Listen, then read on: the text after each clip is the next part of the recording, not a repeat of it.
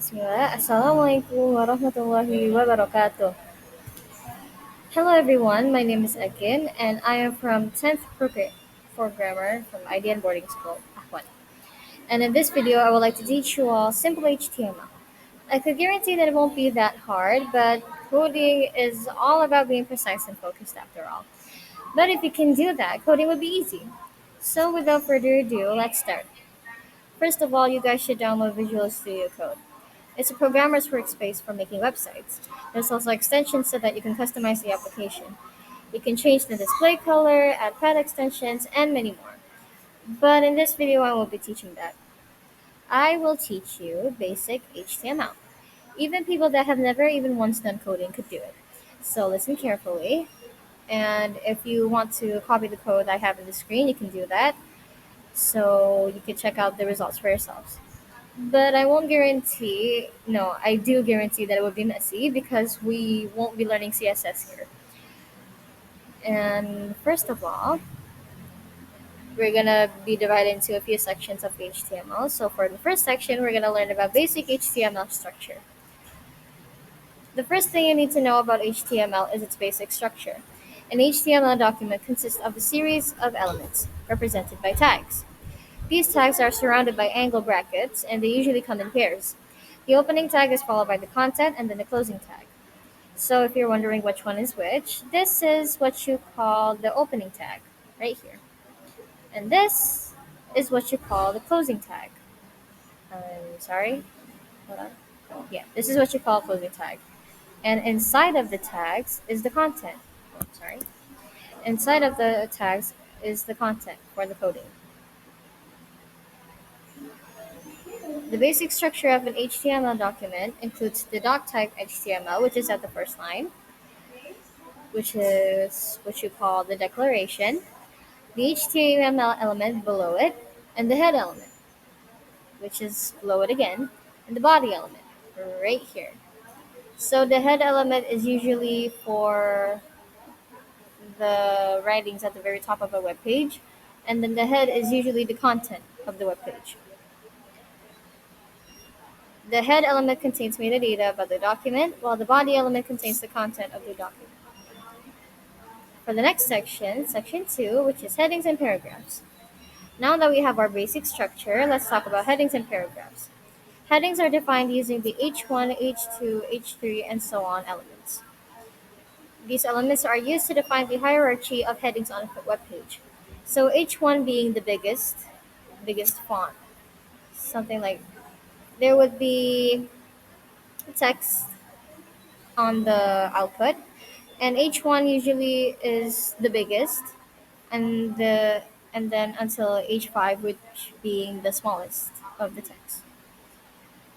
And then paragraphs are defined using the P element, which is right here with the one lorem ipsum dollar and so on, etc. Paragraphs are defined using the P element. This element is used to define a block of text on a web page. So usually when you see paragraphs in a website, how do we make that? We make that using the P element. That's what you call paragraphs in coding. And then section 3, we're going to learn about links and images. Links are defined using the A element. This element is used to create a hyperlink to another web page or to a specific section on the same web page. So if you write A like that, the only thing that's gonna show up is A, rev, this.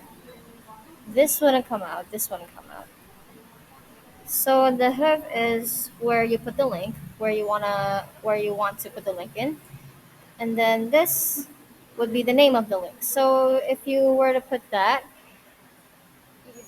the one that's gonna show up on the web page wouldn't be the link, but would be the name of the link you give. Like for example, you give the link name Google Font. The one that would show up would be Google Font, not the HTTPS and etc. And then after that, images. Images are defined using the img element, which is below A. Below A. This element is used to add an image to a web page. So if you were to write img to the code, you can put an image there. So usually how I put images is that we make a new folder, which is right here, new folder, and then we write assets. Because it already exists, I can't make new ones. So I'm just gonna undo that. Undo, undo, undo. It will become like this. Just assets, nothing more.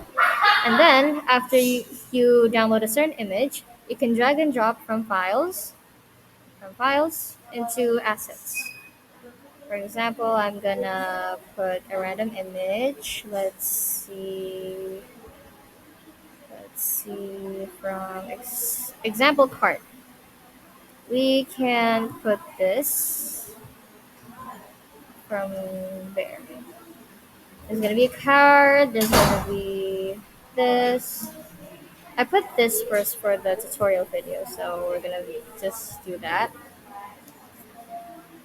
It will be right there. And alt is for alternative, which is the name of the picture. So if the website were to have bad connection, the one that would show up wouldn't be the picture, but the name of the picture, which is like this. And then this width and height is for the shape of the image. Not really shape, the shape of the image. I don't know what else to call it, but that. You can control how big it is, how small it is, how long it is, through width and height. And then we're gonna learn about lists. Lists are defined using the UL, OL, and LI elements. These elements are used to create unordered and ordered lists on a web page. This is what you call uh, ordered lists. This is what you call unordered lists. So what's the difference between UL and OL? So UL is unordered lists.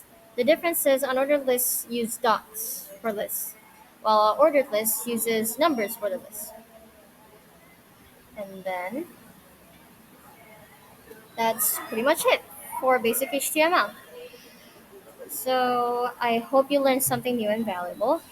Remember, practice makes perfect. So be sure to try out these concepts on your own. Thank you for watching, and I'll see you in the next video. Wassalamualaikum warahmatullahi wabarakatuh. Bye. Thank you.